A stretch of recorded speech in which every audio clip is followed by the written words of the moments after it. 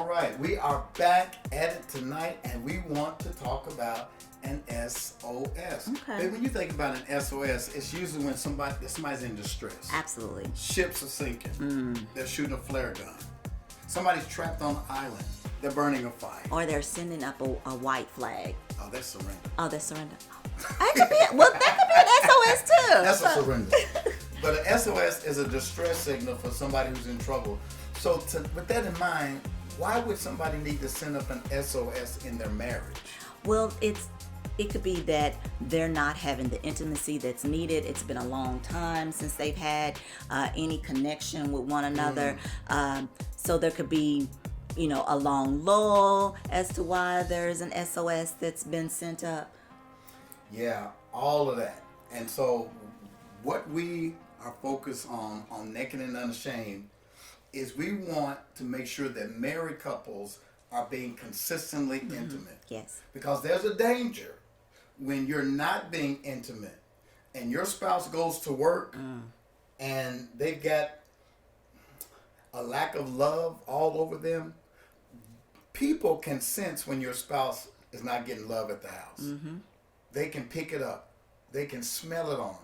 And one of the things my wife has always said, she's like, send your husband to work with an empty sack. Right. Not his lunch pail, but his genital. Yeah. You got to make sure that you're sending him to work empty. And likewise for the women. Right.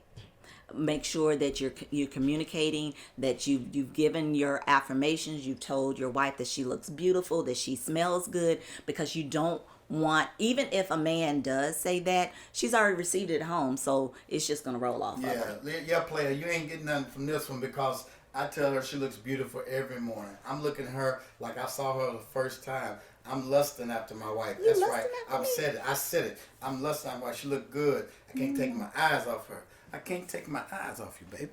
And so we make sure that we're always admiring and encouraging one another. But there have been seasons where we had small children. Right. Where we've been stressed out. There's basketball practice, taekwondo, wrestling, track, football, homework. And we got into that place where we were not giving each other what we needed. And we had to figure out how to send out a signal to say, I need some. I need some right now. As a matter of fact, I heard Usher Raymond singing this song with Victoria. I forgot her last name. But it's called S.O.S. It's called Sex on Sight. There are times in marriage when you're like, I'm horny. I ain't had none. It's on sight, baby. I need you now. I'm thinking about a gospel song. I need you now. I need you now. Now, there's times when you need some love. Yeah. And so how do you send out that SOS?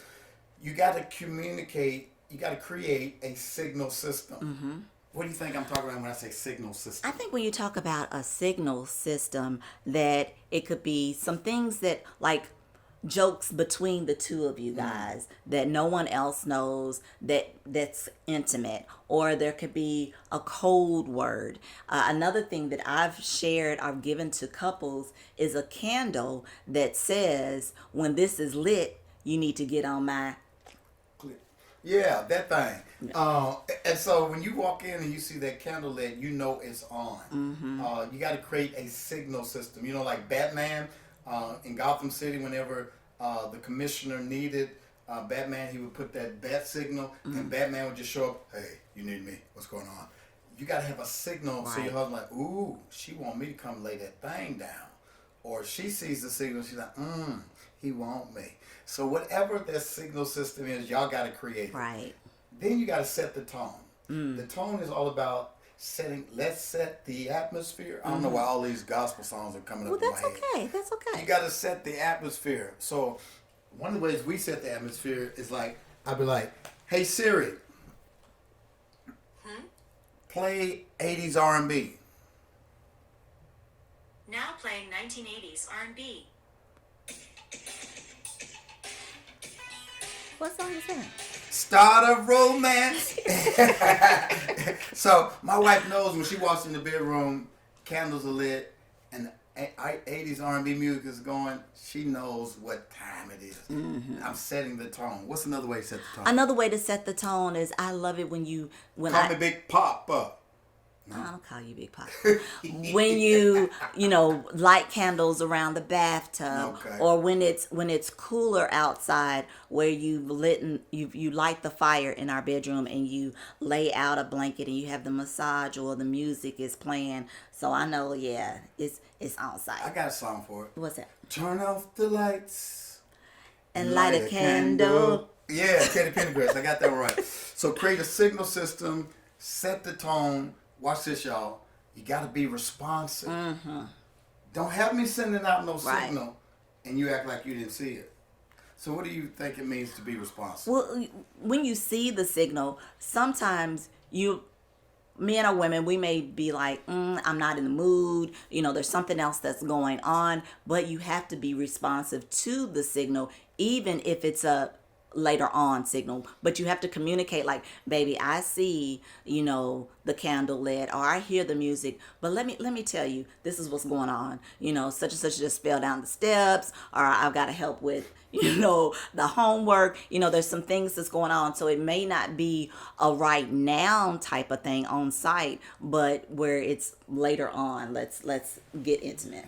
Do y'all know what good customer service is? Good customer service is telling people no, but making it feel like you said yes. I hate going up to the window. We ain't got no French fry. I'd rather hear, I apologize, sir. We don't have this. But can I give you this instead? We're sorry for your convenience. Here's a gift card for next time. That's great customer service. You got to treat your spouse like a customer yeah. you want to return back. Like, baby, I see the signal. I can't do it tonight. I might just break you off a little something tonight. But tomorrow, I'm going to make up for it. And I'm really going to set it off. All right? So, but when you see that signal, that SOS, don't ignore it, because you only send out a SOS when you're in danger. So when your spouse has sent out an SOS, they're saying to you, I'm horny, I'm thirsty, I'm lonely, I need you, I love you. You cannot ignore that, because again, it's like I cried out to you and you ignore me, and we don't want to think you're pushing your spouse into the hands of somebody else. And then when you said about sending out an SOS only when you're in danger, when you have these signals that you're using for your SOS, don't use these signals when you are already in your sexy time. Like if it's already something that's consistent, you have a different set of tones and things that you do. But when you're in trouble, or it's been a minute and you're recognizing it's been a minute, then you use that set of That is so good, because the truth of the full context of us is that we are pretty regular. And so if I'm using the SOS and we're already regular, that's going to frustrate you. Like, well, I gave you something last night. Right. What you talking about? Right. But when we get in those busy seasons and it's been a 72-hour window and we ain't done nothing, that might be time for an SOS or a week.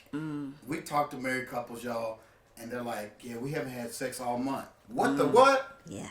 That requires a SOS. Yeah. Because you're in a dangerous place. Intimacy should be happening at least 3 times a week. And I want to interject. If it's been that long and you have not been intimate, there could be some other things that's going on. True. So you need to communicate if there's something going on with the wife's body or the husband's body. Or your communication. So you have to make sure that you're discussing why it's been so long. Let's talk about some fun ideas for sending up SOS signals. So, what about flirty text? Yes, you can send flirty texts, but you need to know your spouse. And also, don't send these flirty texts on your work phone. They need to be on your own personal phone. But you need to know your sex. You need to know that too. But you need to know your spouse, because if most men are very visual, so they're wanting you to send, a picture of some skin. Yeah. And show me that thing, girl. Oh my gosh. Why? Your thing. Oh gosh. And then there are women who we just want, a nice, a nice very complimentary text, or I'm thinking about you text, romantic text. That's what I was thinking. Yes, something sweet. I'm or thinking about or you. if you're listening to some songs on the radio and you know it sparks something in you, you know, send it to your spouse. So those type of things. She hurt my feelings one time. I sent her a picture of me, and she's like, "Boy, I see that every night. What you doing?" I'm like, but if she sends me something, I'm going to be like, "Ooh, quit playing with me. I'm great. Come on." Because you need to know your spouse. You need to know if that is going to get your spouse excited or not. Oh my gosh! Listen, there's a special item. Here's another fun idea. There's a special item when you put it out. You know, oh, it's on tonight. So if I go in the bedroom and I see my wife's womanizer toy on the pillow, I'm like, ooh, she feeling a certain kind of way. Or if she comes in and she sees the candles lit and the music playing, she knows it's on. So what y'all have to identify, what is that special item that you're going to lay out, and they see that as an SOS signal, like it's going down. I can remember being back in college when my roommate was entertaining some guests where she would put on the door of our dorm room a ribbon or something. So that would signify to me that, hey, I don't come in. I'm entertaining. So if there's a ribbon or a necktie, something that you both know what that item is and what it means. I like that. That's good. There's cute little signs you can put on the door. Be creative. Be creative. Body language cues is another fun way to send out an SOS. So if I'm coming up behind my wife and I hit her on the booty or kiss on the neck, and she's like, "Oh, stop, boy," I'm like, okay, I think I might get me a little something tonight. But she's all rigid, like, I'm washing dish. I'm like, guess I'll go watch ESPN. But you got to look for the body language cues. What are some cues you look for in me where you're like, he wants some tonight? I know you want some every night, so your whole cue. No, I don't have any cues. So maybe an extra cue that you need some extra love. I'm only 5'2", and you're much taller than I am. Or you will come and you will put your face, your nose in the crook of my neck. You know, that's just signifying to me that you need some extra love. And what about when I roll over and I spoon you and I'm I don't like that. You don't like that one? Yeah. Because if I turn over, I'm trying to go to sleep.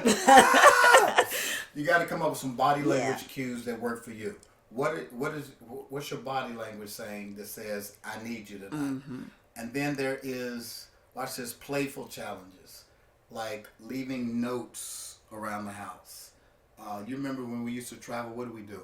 When we would travel, or when you were working on your doctor specifically, you would leave notes around the house for me to find.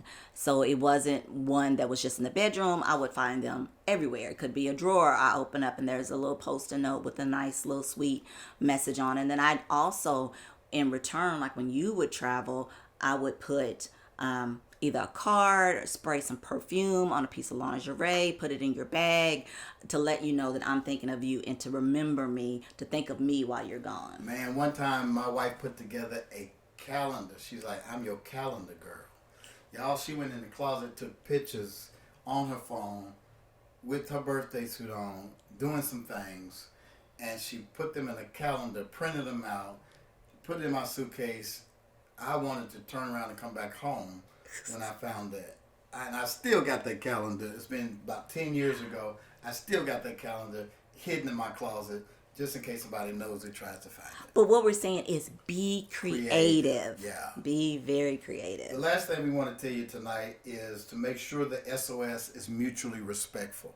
You don't want to send these SOSs out and your spouse feels obligated to do something. It has to be about timing. Can you talk about timing? Timing is so important.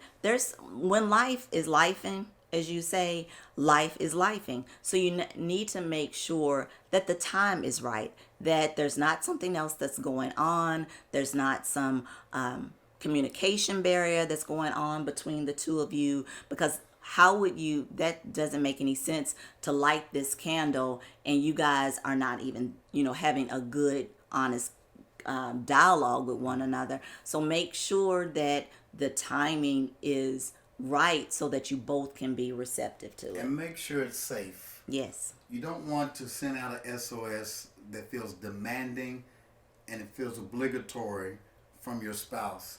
You have to make sure it's respectful, so that the other person doesn't feel like, okay, here they go again with this signal stuff. Right. It's got to be playful. It's got to be something that's mutual. And then the last thing we would say is balance playfulness with genuine care, right? The SOS system is a great way to make intimacy light and fun, but it should never replace deeper emotional connection. It goes back to really thinking about the other person, being empathetic about what their workload looks Right. like, what they're going through with their body, where they are emotionally. You got to balance playfulness with a deeper connection. You want to say something? Oh, I agree. You can always just check in with your spouse. And if you know, like we said about body language, if your spouse is hurting or has told you something that's going on, they're not in the mental space because there's something going on with the extended family, then that's where you still can be intimate with your spouse, but that you show that you care as well. Yeah. That's so important. Listen, we talked tonight about sending out an S.O.S, and that is typically known as a distress signal. But it's an important signal to send out if you're not getting the intimacy that you need in your marriage. There should be no married couples who are living in sexless marriages. Right. There should be no married couples who are not getting the intimacy that you crave and you desire. When you feel like you're lacking, you need to send out that signal. And it's important for the both of y'all to create a signal that you're both aware of. So we hope that tonight you got this. So if you got this, if you got something right now, I need you to put in the comments, I got it. Tell me what you got. Tell me what you got. What did you receive? What did you hear us say that's going to help you in your marriage? Write it in the comments. Don't be shy. Write in the comments. As a matter of fact, you have not subscribed yet, subscribe. And share this with somebody you know may be struggling in their marriage with the intimacy piece. What else do you want to tell them about the season that we're in with Eden Circle? We just opened up our program that we have with about 17 other couples where we have monthly meetups. We see each other monthly. We do quarterly meetups. We have counseling if needed. It's where we really mentor these couples. We've opened it back up and it's called The Eden Circle. So if you're interested, go to theedencircle.com, check us out there. And if this is something that you're interested in, please join us. Can you imagine a group of people, married couples, who want to take love to the next level, who can keep a confidence, who can encourage you, a tribe of people who are naked without shame? That's Eden Circle. Come be a part of our inner circle. We want to be on this journey with you.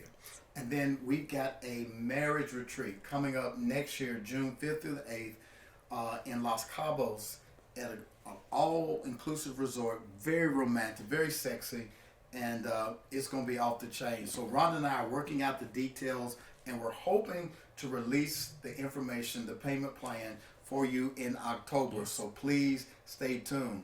And next week we'll be back with the Spencers After Dark. We've missed talking to y'all, but we took a break.